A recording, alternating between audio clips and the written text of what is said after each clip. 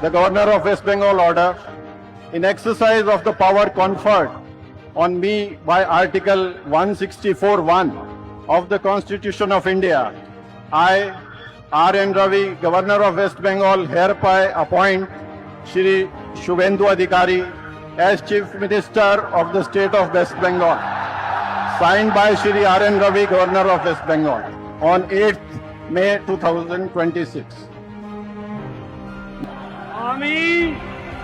আমি শুভেন্দু অধিকারী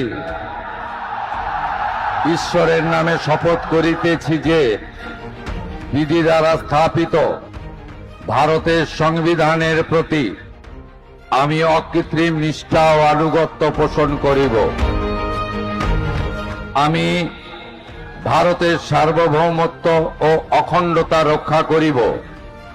পশ্চিমবঙ্গ রাজ্যের মুখ্যমন্ত্রী রূপে আমার কর্তব্যসমূহ নিষ্ঠাপূর্বক এবং বিবেকসম্মতভাবে নির্বাহ করিব এবং ভয় বা পক্ষপাত, প্রীতি বা বিদ্বেষ রহিত হইয়া সকল শ্রেণীর জনগণের প্রতি সংবিধান ও বিধি অনুসারে ন্যায় আচরণ করিব।